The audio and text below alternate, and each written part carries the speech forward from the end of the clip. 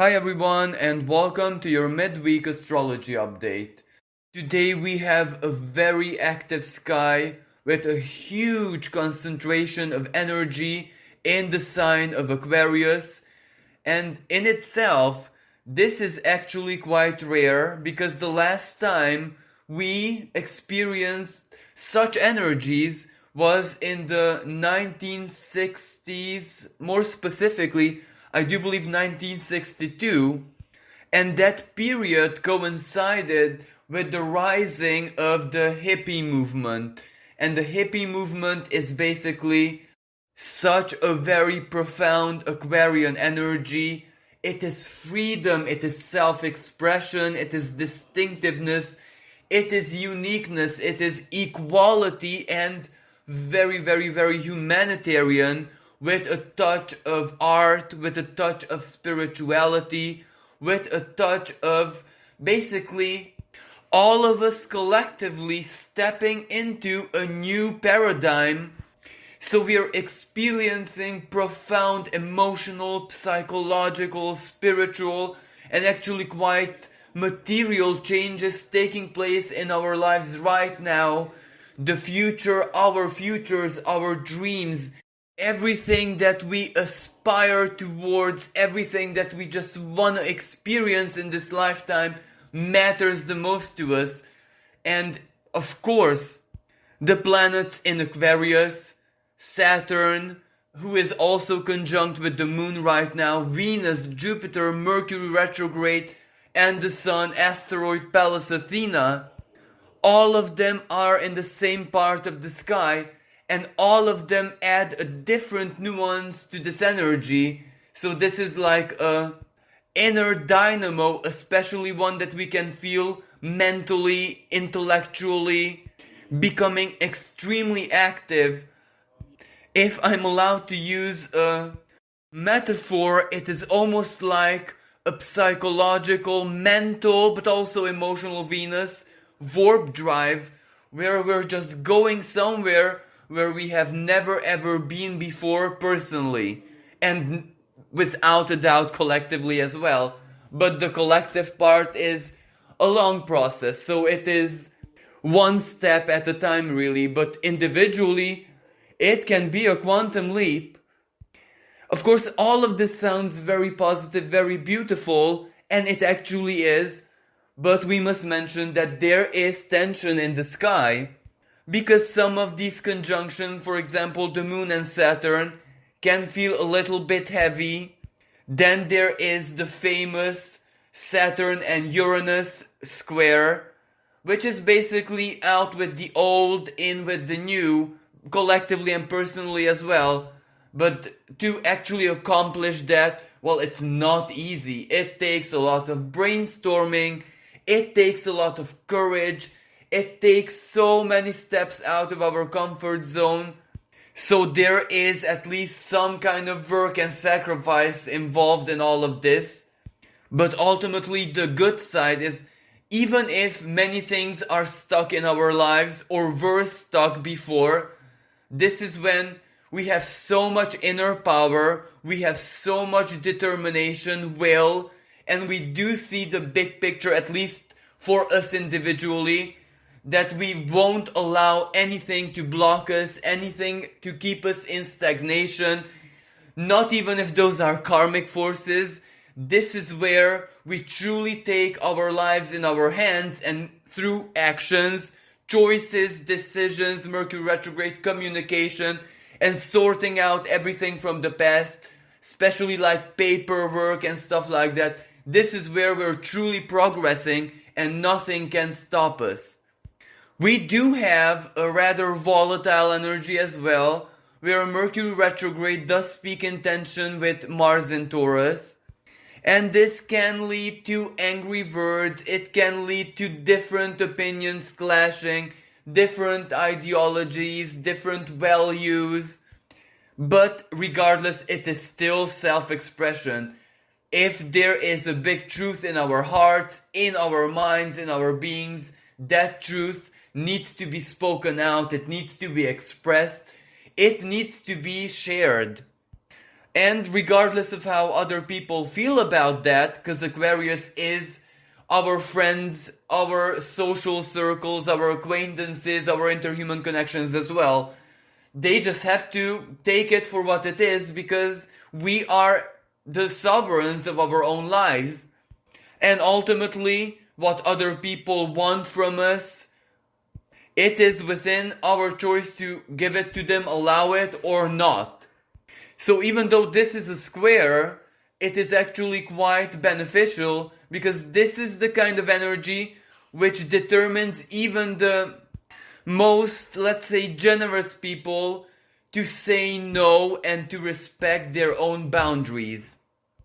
Also, this is where the shyest and the most, let's say, introverted people can finally voice their desires, their opinions, their wants, their needs.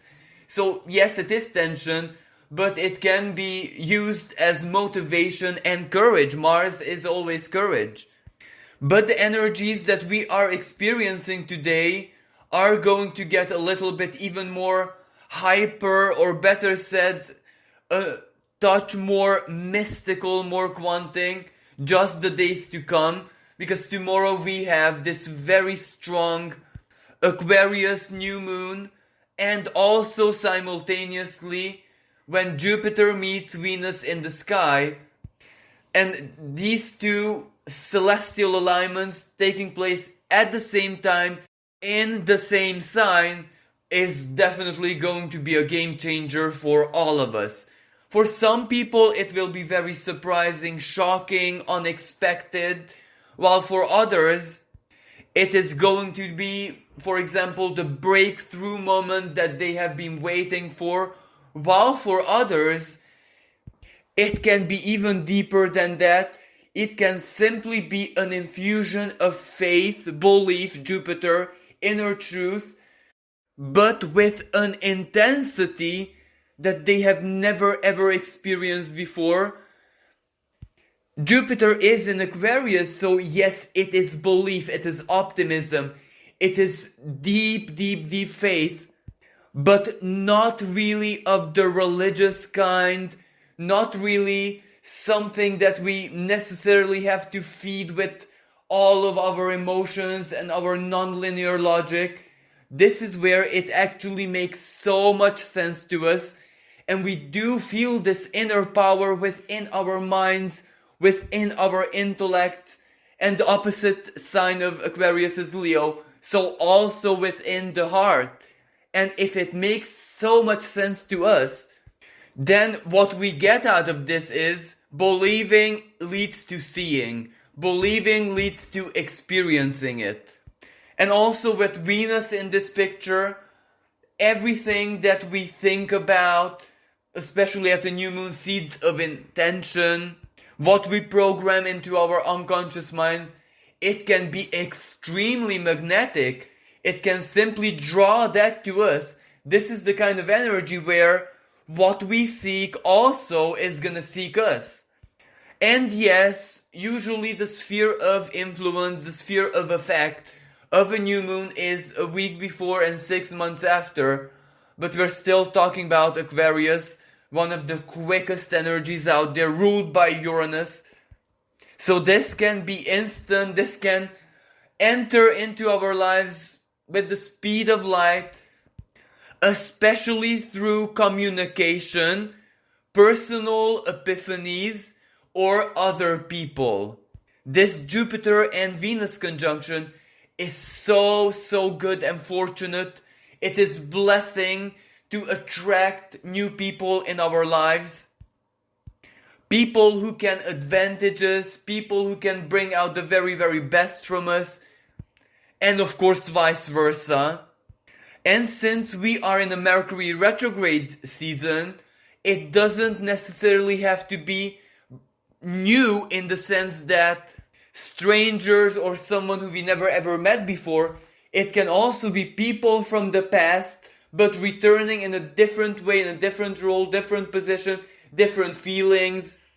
For example, healed relationships, whatever happens after both people find forgiveness and acceptance. So this energy is quite complex and it will definitely surprise us one way or another.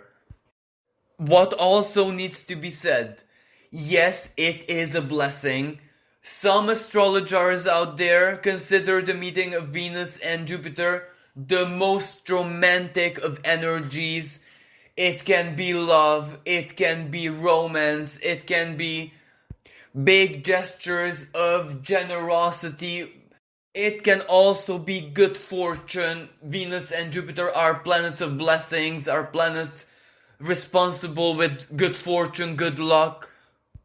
But like every single astrological energy, it does also depend on our actions and our choices. If we just sit there and do absolutely nothing, it might not really turn into absolutely anything. But this is where setting a seed of intention, contemplating, planning, communicating, meditating, sharing your ideas or anything is also a valid action, so that works perfectly. And also another side of this, well, Neptune, the planet of spirituality, but also the planet of illusion, squares the North Node in Gemini and the South Node in Sagittarius. So challenges and obstacles might come as doubts, fears, and not to mention social media, the television, even official communication of governments, the World Health Organization conspiracies, all of the global situation. Like, even if you're a scientist, it can still be such a confusing time from so very many different perspectives. So this is the challenge, not to allow ourselves to be drowned by all of that. This is where the square between Neptune and the North Node can simply translate into Neptune, the divine source within us, telling us, regardless of what happens outside, you need to focus on yourself, on your story. Basically, you are the main character of your own story.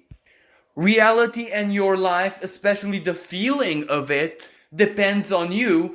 So it's really up to you if you feel like living in a horror movie and an apocalypse movie, or if you're living a big adventure called life, where sometimes there is a storm, there is chaos and uncertainty, but it is always the challenges which make the hero, as in you, worthy of the final reward. And Neptune squaring the South Node in Sagittarius.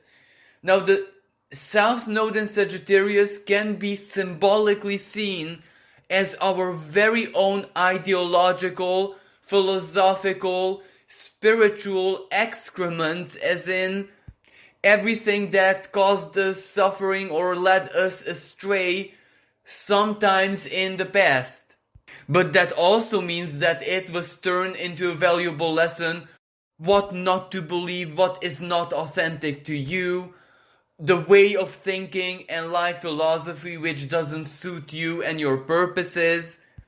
So symbolically speaking, it is like a radio where there are so very many frequencies and bandwidth, and it is up to us to tune into where exactly it fits us the most, to that specific frequency where we feel the most empowered, where we can receive the transmissions, let's say the divine transmissions, as in intuition, inner voice, synchronicities, etc., the most the better, in the most balanced and harmonious way.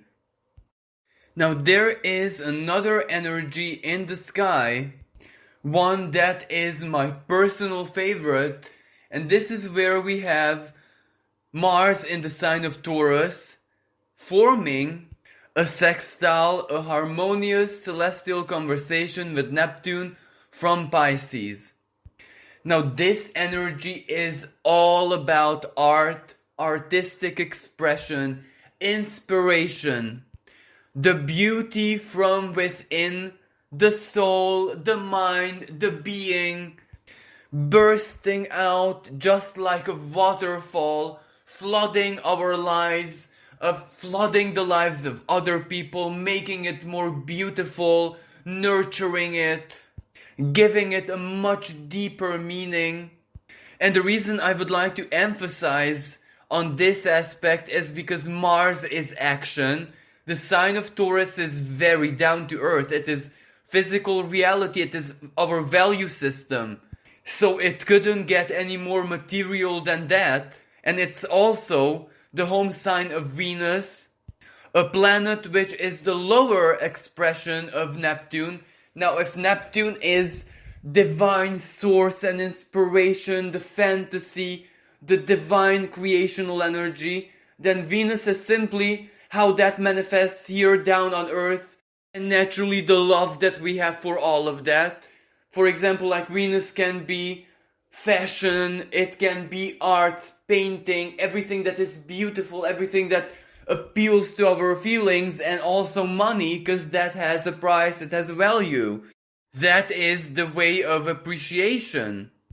So this is the kind of energy where it doesn't just come as an inspiration, as feeling really, really creative, as having all the best ideas, maybe eureka moments, feeling very deep emotions, which naturally turn into art one way or another. But Mars is also action, so we can actually create it, we can actually use it in very practical manners. This is where we have a very big chance, because a sextile is based on action, it is based on choice. This is where the energy is the gift, and what we do with it is the manifestation. So this is a really, really good time to create, to express yourself artistically. This aspect is really good for singers, songwriters. Taurus rules the throat, so the voice. It is also very good for transformation, as in turning, for example, an object which is not very artistic, which is plain simple, into a work, a fantastic piece of art. So adding some modifications, adding a bit of color, beautifying it, adding your personal touch on it. And of course, you really don't have to be an artist right now. There are so very many things in life which even people who don't really embody the artist archetype can express their creativity with.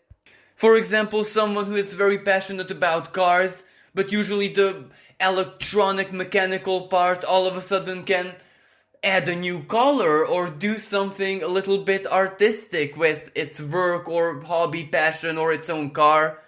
So this energy really, really favors those forms of artistic expressions which delight our five senses. And of course, even if the Aquarius energy doesn't really converse with this in a direct manner, well, Aquarius is still innovation. So even people who never actually did anything artistic and creative, it is a really good start to experiment and rediscover your artistic side, your creative side. Or let's say Mercury retrograde, if you always wanted, for example, like try out what it's like to paint or to, work with clay, sculpture or whatever. It doesn't matter if you don't have any talent or any knowledge or whatever. Just experiment, be playful, give way to these energies to manifest through you, because you never know.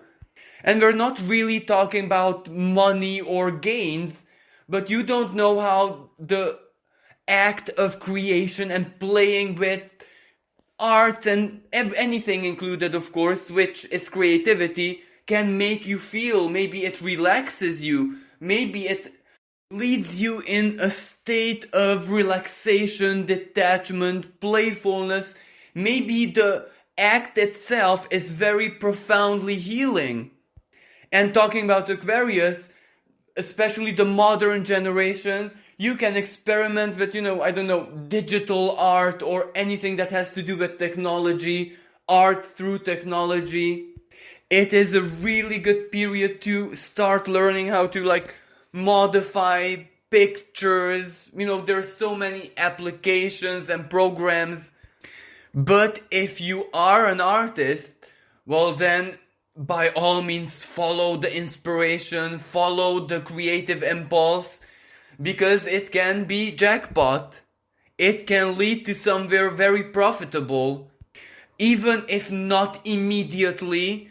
Well, Mars in Taurus, you're working on whatever makes you valuable, so it's work, it's action. You can never know when whatever you create right now or share right now or whatever can turn profitable in the future, and of course not the long distant future. And Mars in itself, well, it's also, the planet of war, Aries, the god of war. Usually it means conflict, battles.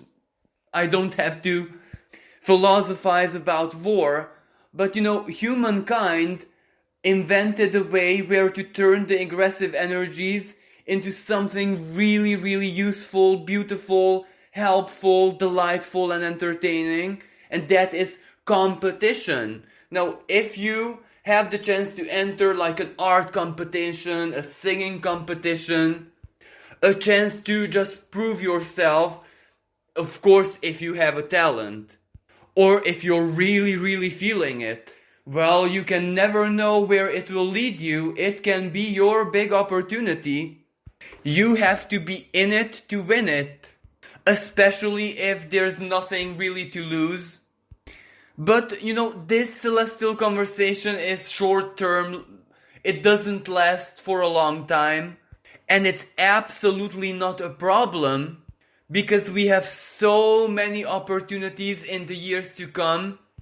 And all of us alive today, especially artistic people, are incredibly fortunate and blessed, because we are experiencing Neptune in its home sign of Pisces. Because Neptune moves so very slowly, there are generations who never ever experienced this kind of energy. So we are very fortunate, and especially in the years to come, Neptune will stay in this part of the sky until 2026. But it is actually only now when the party, symbolically speaking, begins, because it's entering the third decan, so its energies are becoming that much more deeper, emphasized, magnified, and of course karmic. So for any artistic soul, that means that the feelings are gonna be there. They're gonna be so very intense. And this year, especially in May, is truly once in a lifetime opportunity, because not only Neptune is going to be in this very artistic, ethereal, magical, spiritual, transcendent part of the sky, but also the ancient ruling planet of Pisces, Jupiter. And whenever Jupiter enters in this part of the sky, well, a lot of karmic energies are gonna be released, because Jupiter expands, it amplifies everything. And if we're talking only about art, well, imagine Jupiter amplifying all of your artistic vision, the inner divine spark which creates. It is going to be for artists mostly, for artists and spiritual people, like simply existing in another dimension, in the best possible sense. But this is just the beginning, because Jupiter is going to retrograde out of the sign of Pisces and back into Aquarius, and then finally dip into it for good in December. So that means a lot of time, that means so very many opportunities, and that means a continuous inspiration. It is like a flow, like being connected to a divine drip which just infuses you with soul, beauty, art, uniqueness, distinctiveness. And naturally, even those people who are absolutely not the artist archetype, who have nothing in common with art, who do not care about art whatsoever, well, with Jupiter and Neptune being in this part of the sky, everyone opens up a bit. So chances are they are gonna appreciate this distinct area of our species' creative expression that much more. Which automatically means that the interest for arts and everything that has to do with beauty, fantasy, altering reality is gonna be prosperous. And this includes so many things. Let's say hair, makeup, clothing, fashion, painting, sculpture, writing, poetry, digital art, computer games, movies, musicals, whatever you can think about. And naturally spirituality. As I said at the beginning of this recording, this stellium in Aquarius is a totally different expression of the cycle humanity lived through in the 60s. So you can bet everything that everything is gonna be about self-expression, liberty, freedom, people connecting with nature, altered states of consciousness, nature-oriented communities being born, but at the same time any kind of communities being born where people share the same purpose. And you can imagine that art is always going to be an important part of that, regardless of what that is. Like, let me just give you a pretty absurd example. Let's say that some people have nothing to do with spirituality or any of this, but are fascinated by computers and technology and all of that. But even the computer they use, laptop, phone or whatever, has to have a design. It has lights on it, colors on it. That is already art. That is already a Neptunian expression, because we could just have a plain box. So my final conclusion and my final word of advice is simply express yourself however you can. And even if you don't feel ready right now, it's not a problem. There are gonna be so very many opportunities in the months and even years to come. And astrology doesn't necessarily have to be just a philosophy. Sometimes the astrological energies can manifest in a very direct manner. And in order to give you a sample to prove this to you, in the description below, I'm going to link the site of 2 artists who I got to know, and in my opinion, they embody this energy so very well in their own unique ways. So if you're curious to actually see and perceive visually how this Neptune manifested can look like, just check the description of the video, or if you're on Instagram, I am going to tag their pages. Thank you so much for listening. I would like to wish everyone a magical and deeply romantic new moon tomorrow. And may the divine forces bless you in the most miraculous ways possible. Thank you. Until next time. Bye for now.